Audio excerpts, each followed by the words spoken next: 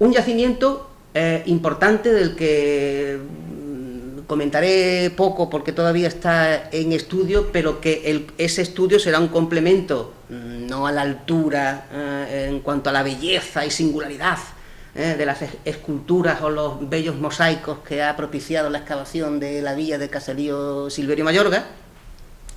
Bueno, pero modestamente algo se puede decir a propósito de la importancia o el interés que tienen las monedas que aquí se han recuperado, 20 en el meollo, ¿no?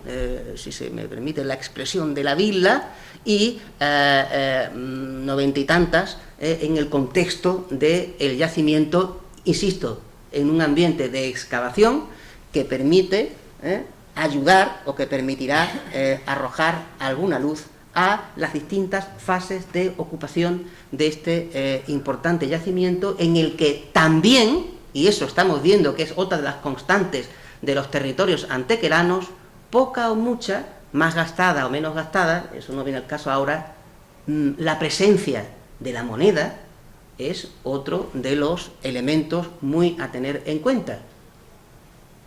Hay contrastes bastante significativos con otros territorios béticos o incluso hispanos.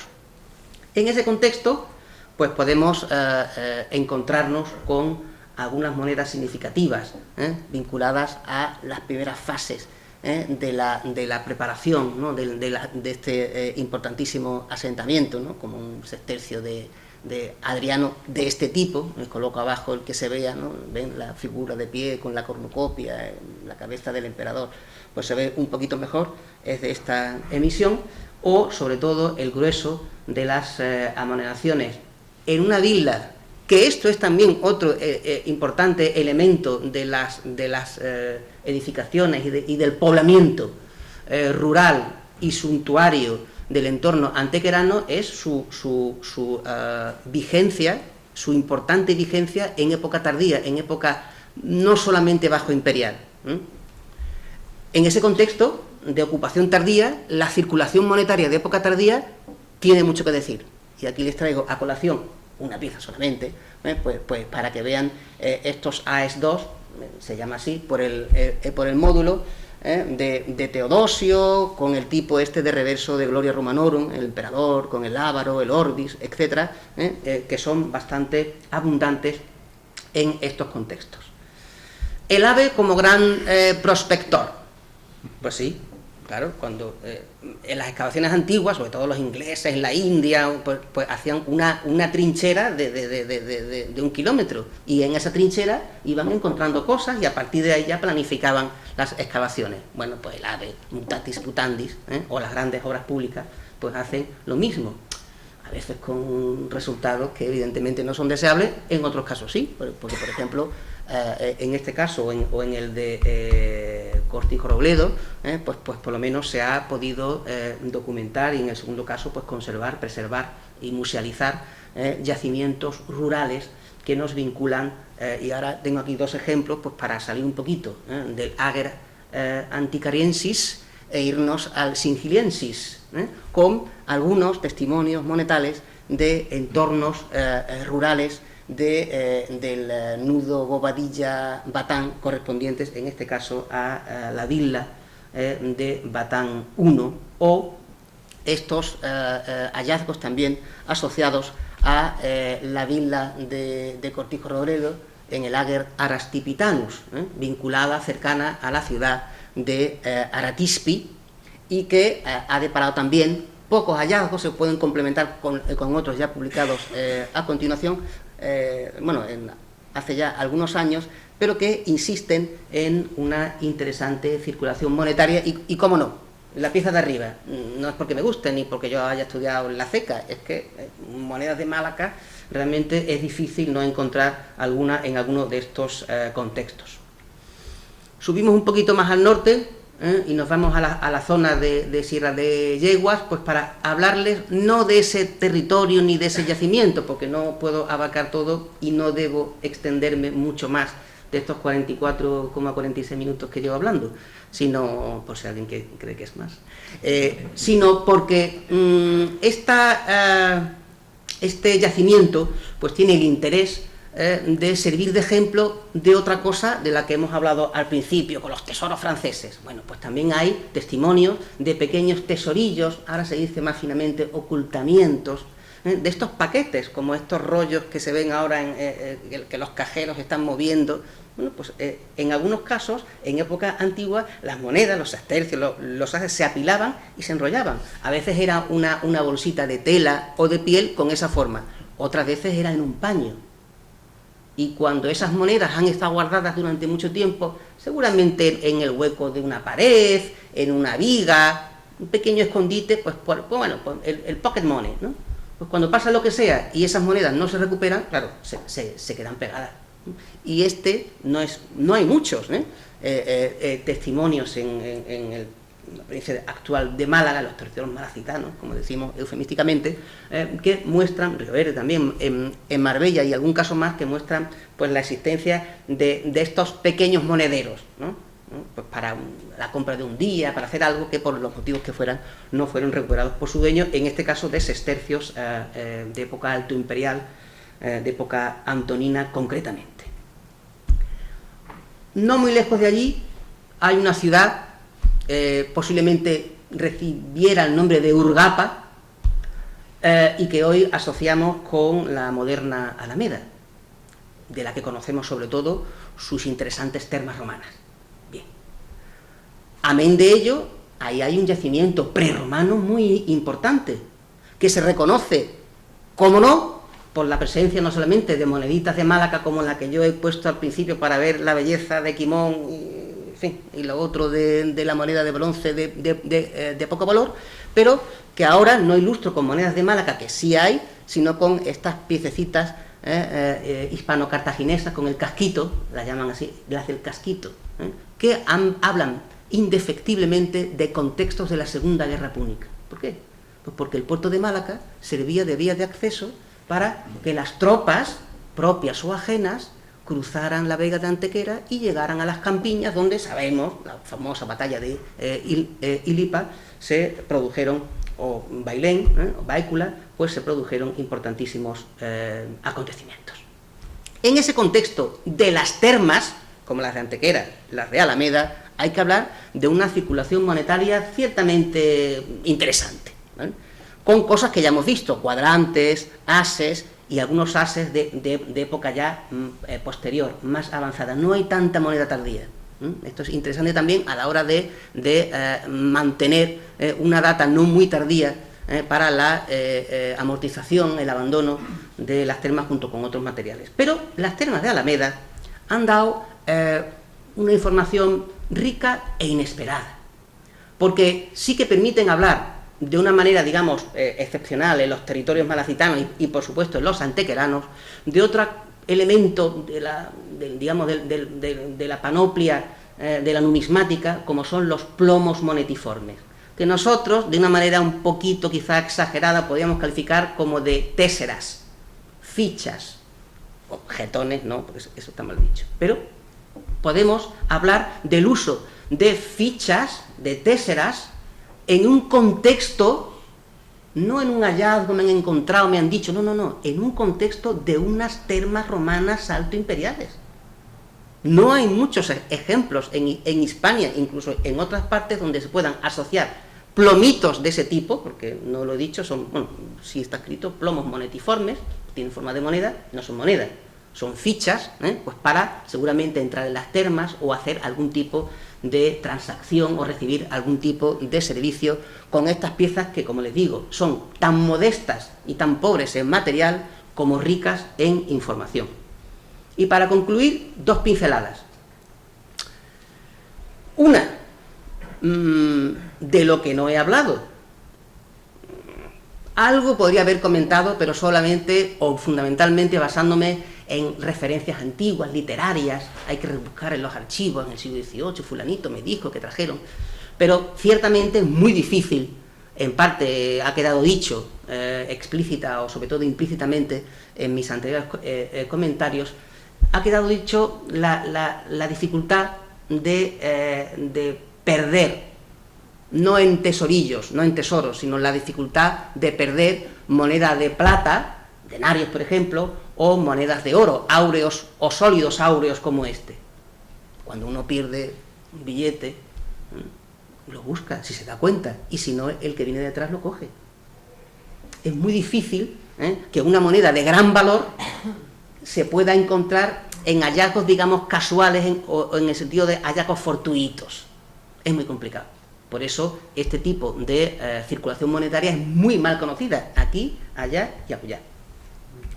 Claro, el oro vale mucho más que la plata, y por eso tenemos más documentación sobre hallazgos monetarios de monedas de plata. ¿Qué ocurre? Que los yacimientos, salvo una silicua de la quinta perforada, habría que ver si es forrada o no, pero salvo algunos hallazgos puntuales, como los que hemos visto de San José, etcétera, no es normal tampoco encontrar moneda de plata suelta en contextos de excavación.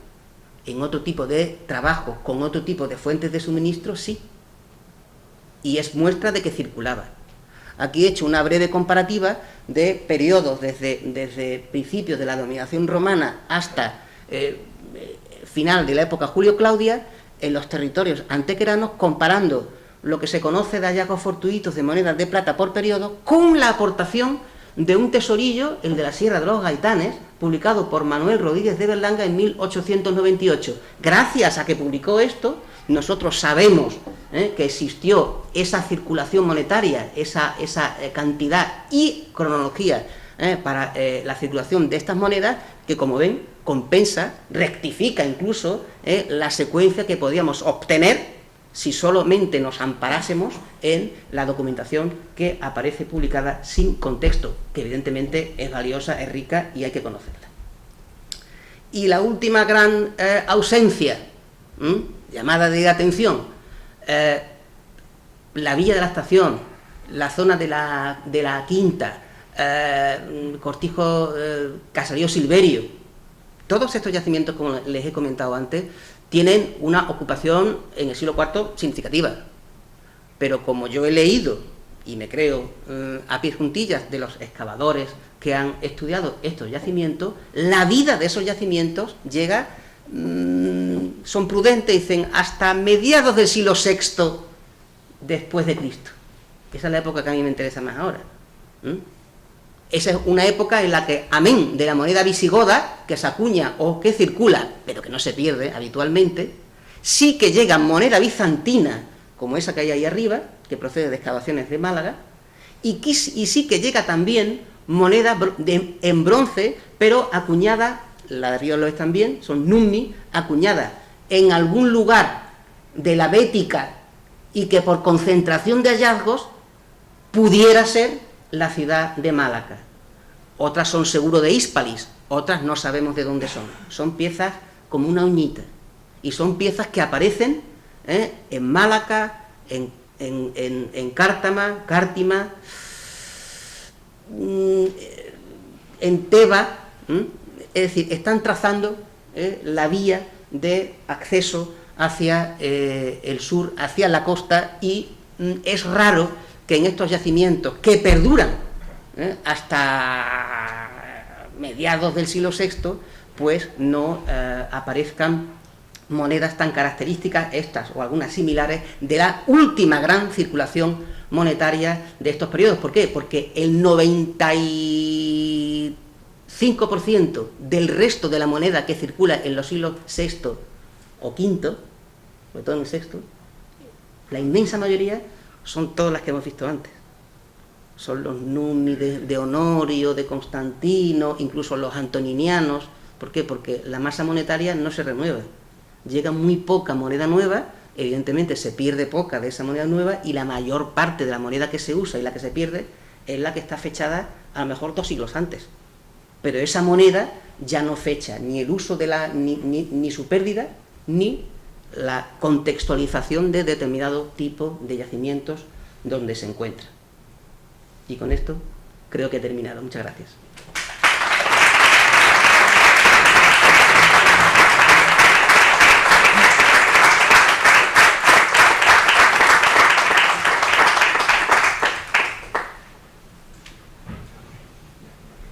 Yo lo he visto al releerme algunas publicaciones y, bueno, en el caso de la quinta hay algunas sueltas, pero luego está esa concentración de antoninianos en el vial. Esa concentración parece de una bolsita, pero ya es algo, ¿vale? Y luego, en cortijo silverio sí hay más, ¿vale? Y el resto, la explicación más lógica es que no se ha documentado, no se ha excavado, no se ha visto algún sector de los yacimientos que se han documentado, pues para comprobar que esa moneda es imposible que no circulara, absolutamente imposible, porque la primera gran inflación que sufre el Imperio Romano, bueno, primero con Nerón y tal, pero en fin, la grande de verdad es precisamente a mediados del siglo III. Y esos antonianos que antes tenían plata, al final ya son monedas de cobre. Y es un poco, yo siempre lo comparo cuando hablo de esto con el periodo de entreguerras en Alemania, cuando un ramo de flores valía 1.000.000 de marcos. Claro, ahí era un billete o un pagaré de 1.000.000, pero bueno, estamos hablando de que se hace muchísima moneda, pero es que la moneda cada vez vale menos y menos y menos, y eso hace que circule mucho, hay muchos tesorillos y que se pierda mucho en las excavaciones. Yo lo achaco a lagunas de información, sobre todo en Antequera, en parte de la Quinta, pero Cortijo Silverio sí tiene más, ¿vale? Y en algunos puntos pues se puede localizar más, y en Málaga por supuesto que hay bastantes, y en otros muchos sitios también. Entonces, en función de la circulación, de las vías de comunicación, no tiene mucho sentido, salvo que fuera, por ejemplo, al contrario, emisiones de Aureliano, de la reforma de los valentinianos, pues es que de estas hay pocas, porque son reformas que pretenden acabar con la inflación, acuñan poco y retiran bastante. Y no hay tampoco ejemplos claros, porque para épocas más tardías sí, de desmonetizaciones, que luego no las cumplen, ¿no? El Código Teodosiano habla de la desmonetización de muchas de estas piezas que hemos visto ahí, de estos AES2 y tal, que luego siguen apareciendo en los yacimientos. Seguramente a la hora de intercambiarlas con monedas de plata o de oro, oiga, no les dijimos que esto ya no valía, pues ahora búsquese la vida. Pero en otro tipo de transacciones, digamos, menos regladas, menos oficiales, esa moneda seguía circulando y se seguía apreciando y se sigue perdiendo, en mi opinión.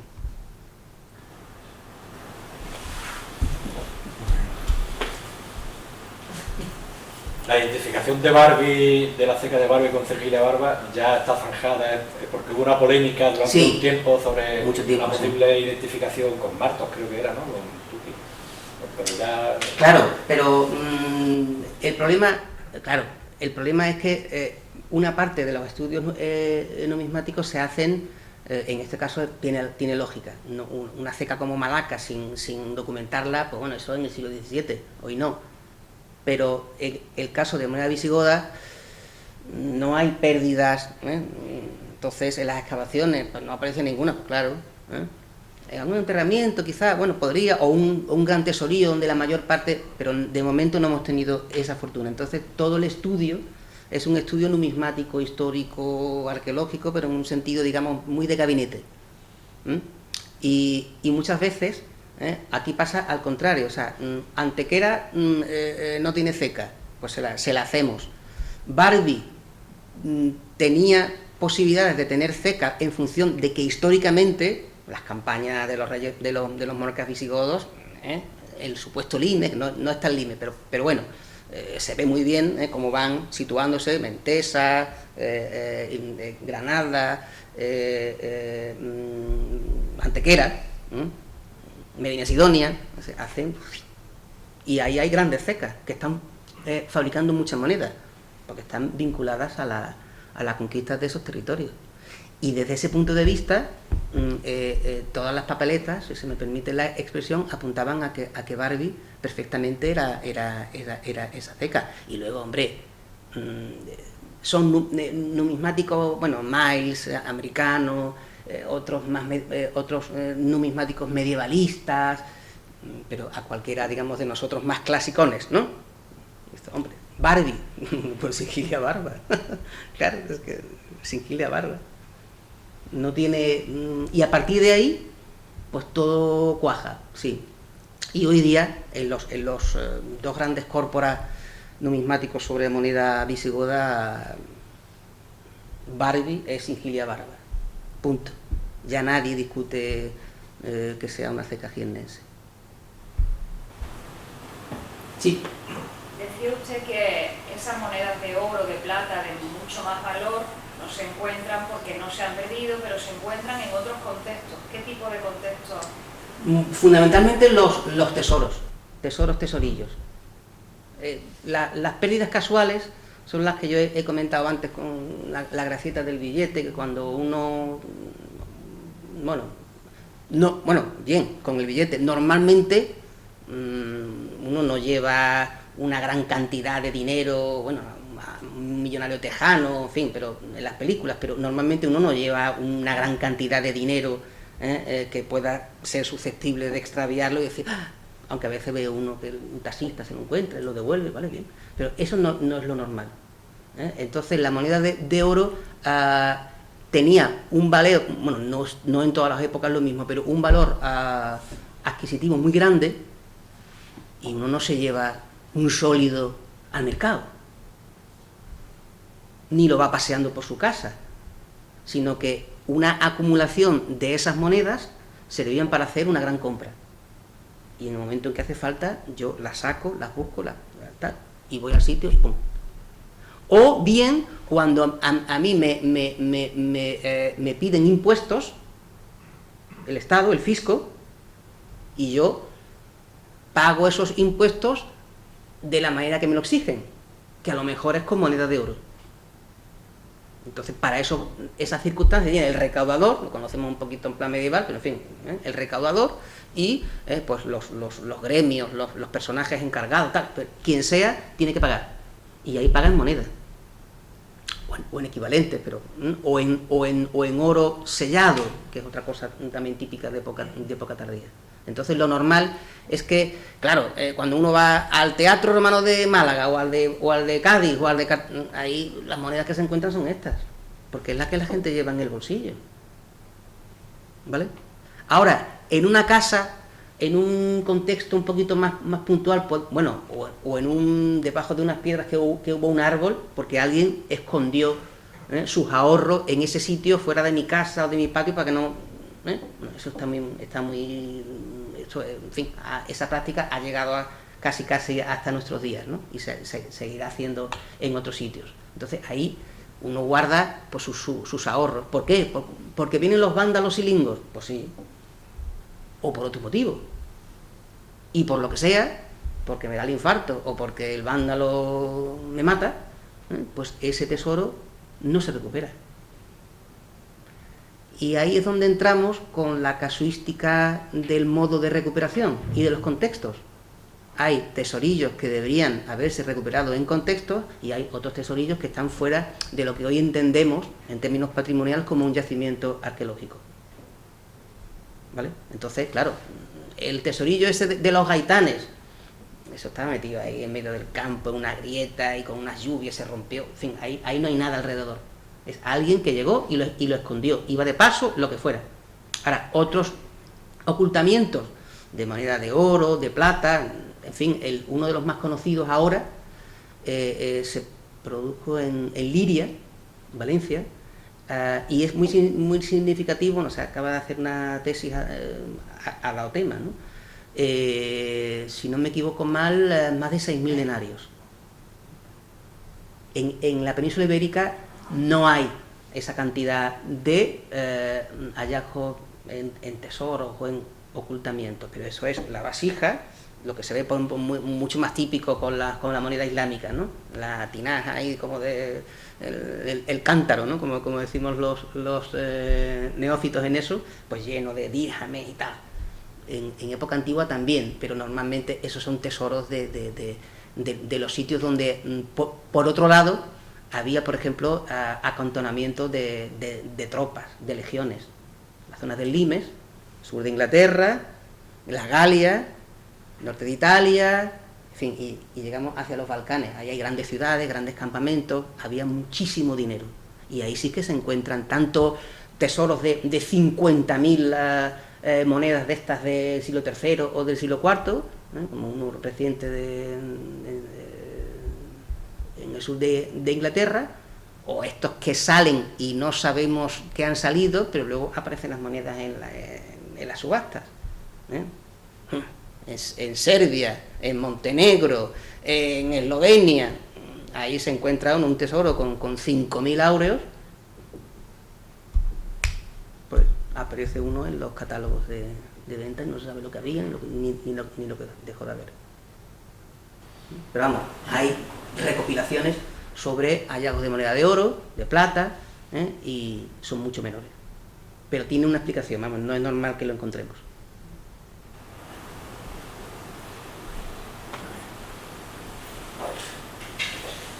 Bueno, pues muchas gracias por aguantarme.